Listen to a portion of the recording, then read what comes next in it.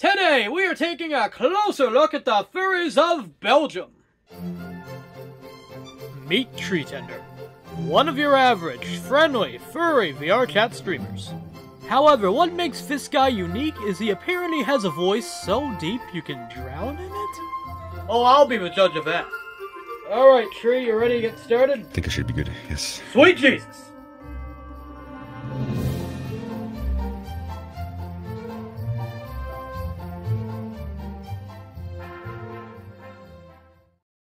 So what is it like living in Belgium?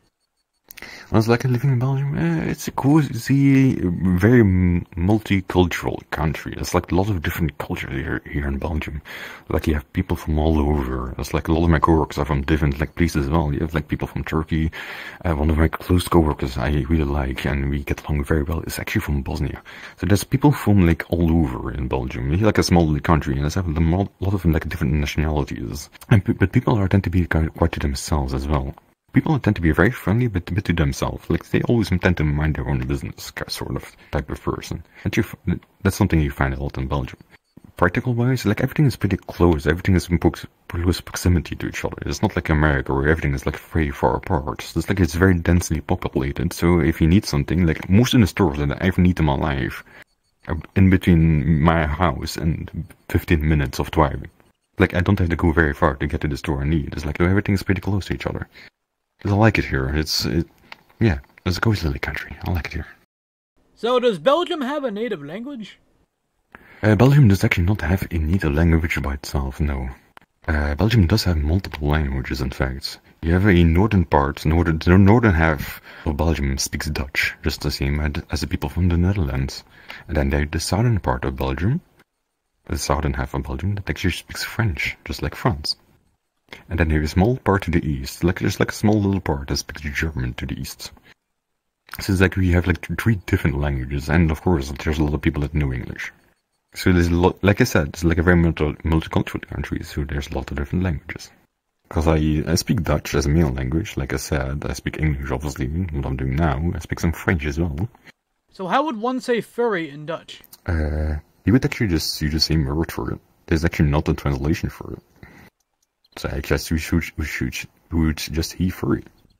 Yeah, it's a kind of new word, so like there's not a translation. That's the thing that's like in Dutch we often just like use English words if there's a new one. So what exactly is Belgium known for, besides waffles? I was about to say, like Belgian waffles are a bit of a stigma. Like I mean, I guess we have good waffles, but it's not like in Belgium. That's not really what we know ourselves for. So like, why is it like other countries always like know us for our waffles? I'm not really sure why. I mean, they're nice. Don't get me wrong. If you like go to like a restaurant and you order a waffle, they're good here in Belgium. But Belgium is also like very good at we have some of the best chocolate and beer in the world. If you never tried like Belgian chocolate or Belgian beer, like I can highly recommend it. So what do you enjoy doing? My hobbies, I've tried a lot of things throughout the years. I've done like YouTube videos for a while, just like a couple of years, did some gaming videos, so I did some little bit of video editing. I've done a little bit of digital art at times as well. I've tried that, some 3D modeling, and just like throughout the years, I just like being busy. I keep myself occupied. I like learning new things. But as of recent years, like the last 2 years, when I started streaming, I had a bit of lack of time for hobbies, so I spent most of the time just like streaming or working or hanging out with friends. If I do have some hobbies, I would say it's probably like a little bit of gaming still. I do still game a little bit, and I do play some music as well. Don't practice enough, but I play some guitar and some piano. Do you do voice acting? I've thought about doing it before. I've told many times on the streams before I want to do something more with my voice than just streaming. I did a little bit of singing before, but I'm not confident enough to do that, honestly. But voice acting, no, I've sadly not done that. I do want to do that. Just like if somebody has like a small little role for me, like a couple of lines and they want me to read, I would actually love to do that. But I haven't done it yet, sadly. What do you do for work? Well, I'm a machine operator of a flexi printing, and we work at like a production line. So essentially what we make is cardboard boxes. Yeah, the first part of the machine prints the cardboard plates. And then there's the second part that is like attached to it, and that cuts out the shape of the boxes, and then it gets like stacked and sent to the customer like that. So essentially, as a job, I make cardboard boxes for a living. I also have like a small secondary job, if you can even call it a job, which is a Twitch streamer. But that's not my full-time job though. It's a little bit just like on the side. So how did you become a furry? How did I become a furry? Well, that's kind of honestly a bit of the wrong question to ask me, because like the way that I see it is that I see myself as being a furry my entire life, because I've always been interested in like animal characters. So like when I was super young, I loved like cartoons, like, you know, Bugs Bunny and stuff like that, right? And I was like got a bit older, I saw my first werewolf movies and was like, oh my god, werewolves are so cool, you know. So like if I go back to like my previous years, that was way before I even realized that I was a furry. If I go back many years to like when I was younger, I just like there's all like signs, if you will, that you are interested in anthropomorphic animals, right? But I discovered the fandom back in 2013, that's over 10 years ago now. And just like I was browsing YouTube, I was just watching some artwork, so some speed painting, and I came across some furry artwork, some furry speed paint that somebody was doing on YouTube. There's some nice music to the background on the background, so it was nice to listen to, and it was nice art. And I saw in the description something like a word that people kept on using, and I did not recognize it, did not know what they were talking about. It was the word for Sona. I was thinking to myself, what the hell is it for Sona? So I looked it up, and down the rabbit hole I went. And what is your Sona? My Sona is a wolf-dragon hybrid named Druid. He's a bit of a nature team. He would like be like the protector of the forest, you know. Do you have a lot of furries in Belgium?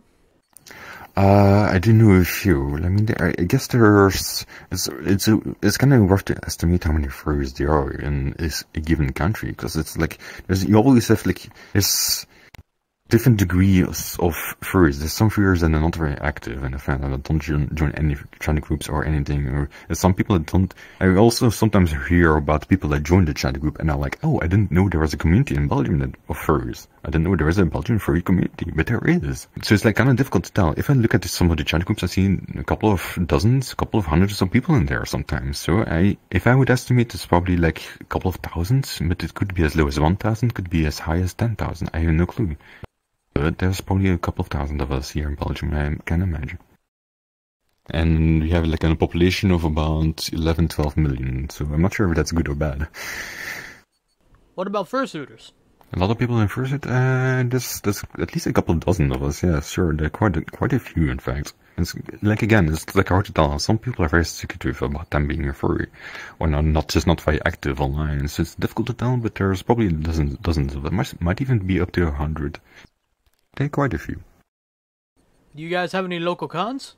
Local cons? We have two in fact. One is called Floof. Sadly, Floof this year has been cancelled, but they should be back next year.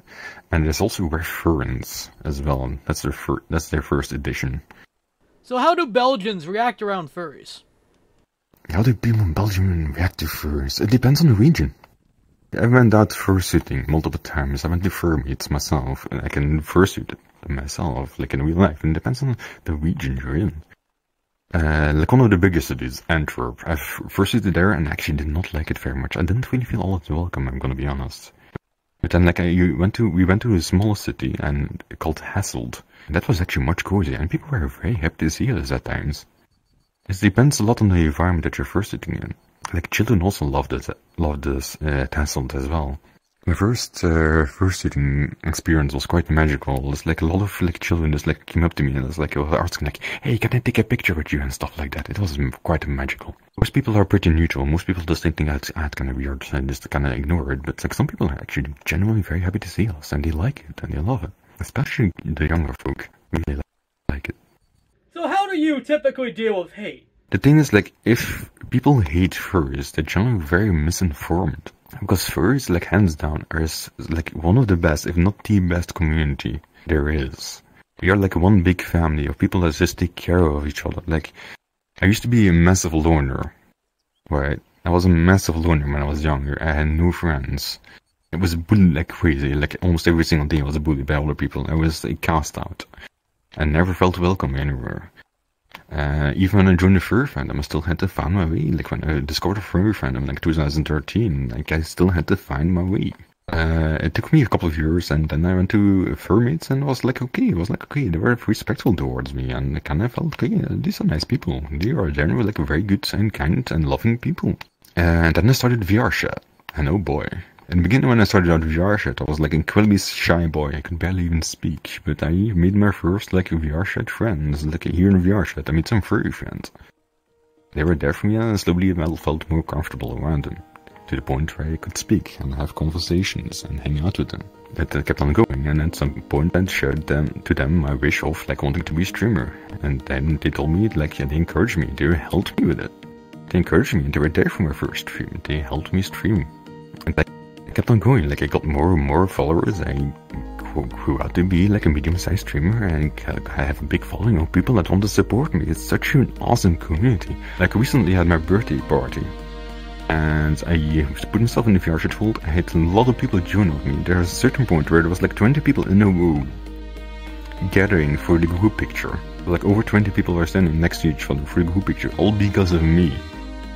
Mind you, like a few years ago, I was a massive loner. Like I said, like 10 plus years ago, I was a loner. I was like that one kid by himself at the playground. I was super shy, super socially anxious, like that was me. And then there's furry haters out there, and they're telling me like, okay, furries are weird, furries are stupid, and stuff like that. And I'm just like, this is one of the best communities in the world, and you are hating on this. You are so misinformed. So what I tell them on stream is I don't ban them. Not immediately. If I can avoid it, I try not to ban them. They are misinformed, so I try to tell them like what the fandom means to me, what it has done for me. Like what I told you here is what I tell them. That usually tends to shut them up, because they realize, or either they're just trolling, trying to get a reaction out of you, trying to make you angry, or they're just like very misinformed. And if you tell them this story, if you tell them what the fandom means to you, just like act mature towards them. You don't ban them, you don't silence them. You act mature towards them. You just be like, you just tell them what you feel about the fandom. And that usually gets to shut them up, because then they realize, oh shit, I might be wrong. That's what probably goes on in their head. And I mean, every fandom has bad apples. You probably heard about that. That's probably what they're focusing on. I can tell you the vast majority of furries are like what I told you, the story that I told you earlier.